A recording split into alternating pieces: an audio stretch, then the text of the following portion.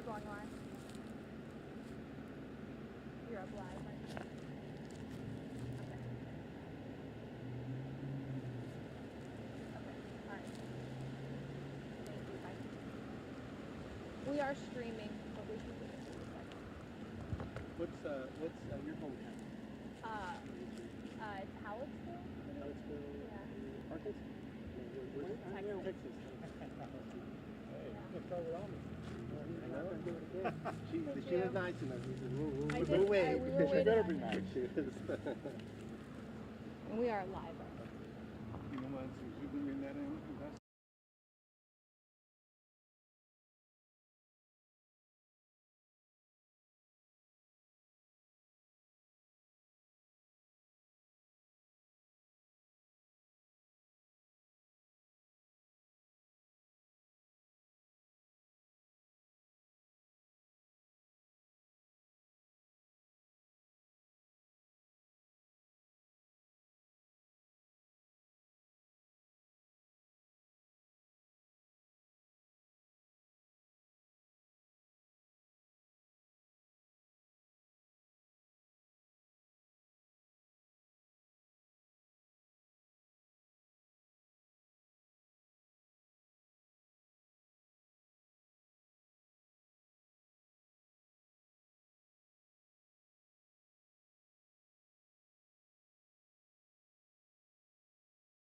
Just tell us a little bit about what happened. What do we know right now?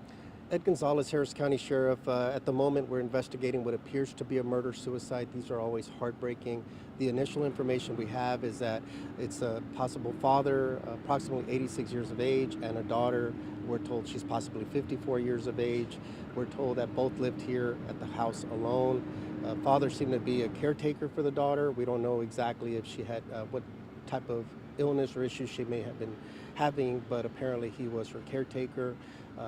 Has a wife that's in hospice care somewhere and usually would visit her every day, but for some reason didn't show up to visit. The family that lives away from the city became concerned, reached out to a family friend who came here, was able to gain entry into the home and made the discovery.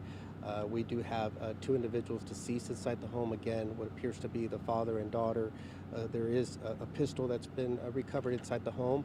We'll conduct a thorough investigation just to make sure that we leave no stone unturned and can confirm the facts of the case here. But that's the preliminary information that we have. Is a very tragic situation. We see murder-suicides far too often. Sometimes we assume that it may be a marital discord or couple, but sometimes it could be other issues as well, and it can impact anyone, in this case, potentially a father and daughter as well. So our condolences go out to the family. So the we don't know how long. Do we know how long when this may have happened? It would have happened fairly recent. It's my understanding that perhaps he didn't go visit the hospice facility either yesterday or today, so it was here within these last 24 hours that family became concerned because he was pretty automatic about visiting his wife, and at least today he didn't. That's when family started contacting, and then family friend came and made the discovery. So very difficult day for everyone, and again, our condolences go out to the family.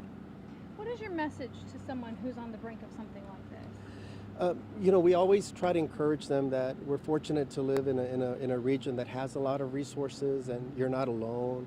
No matter what you're grappling with, there are services both for older adults as well as for individuals that may be grappling with some type of mental illness or other ailments as well. We have a very resource-rich community, and so there's always help if you reach out. It appears this house wasn't kept, so it appears that they were possibly struggling and going through a hardship. And again, there is help, and we just ask folks to reach out, seek help. There's a United Way, Houston Area Women's Center. If there's domestic violence issues involved, there's so many different organizations that stand ready to help. They just need to know what your needs are. And so sometimes we're just embarrassed, or there's a stigma around seeking help, or maybe we just don't know.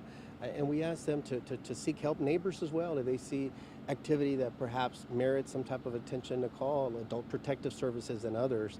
We never know. I know from personal experience in grappling with a loved one that had dementia, for example. These are all very difficult issues to be grappling with. Resources may not be there to get them the proper care.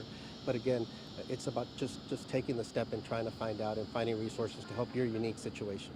And we think he was 86 and she was 54. Correct. That's the initial information we received. So I'm going to say in the upper 80s and mid 50s. That's what we're told. But specifically, we're told 86 and 54. Ultimately, again, this is still preliminary. So we'll defer to the positive identifications made by the Harris County Institute of Forensic Sciences, working with family members. But again, a known person to the family was the one that made the discovery, and that's pretty solid information about what we have out here. And family members, they've been made aware? They've been made aware, family, friends still out here, and we have a family member that's en route to the location from another city here in Texas. And, but the initial indication is the father was the shooter. I mean, how do you Yes. know that? Just the initial cursory review of the scene and kind of what they found, the placement of the gun, and just the position of both parties. That's the initial information that we have. It appears that the adult male fired a shot at the female that's discovered there, and then shot himself. So again, it's all preliminary, and we'll conduct a follow-up investigation. That's why, as is standard practice, we have our homicide investigators out here, as well as our crime scene investigators, and they do excellent work in making sure that everything is accurate with our findings at the scene, and that we don't discover some type of foul play or something that we missed initially. That's my next question is, the scene like this or a case like this, how do they kind of wrap up, I guess? Yeah, at the end of the day, I mean, you know, there would be just follow-up investigation, both through the medical examiner's office, as well as obviously the scene, the collection of evidence as well, and just trying to make sure everything kind of fits and there's no loose ends and things like that. If there's any potential witnesses, anybody that heard, to kind of narrow down the time. I don't know if anybody has cameras out here that would have spotted somebody forcing entry or things like that, you know. So we'll kind of eliminate all of those issues, but ultimately at the end of the day, eventually it'll be a case that just is cleared, because obviously both parties involved would be deceased at that point. Sheriff, do you have any more questions? No, I'm good. Thank you. Thank you. And Sheriff. he was with us, so.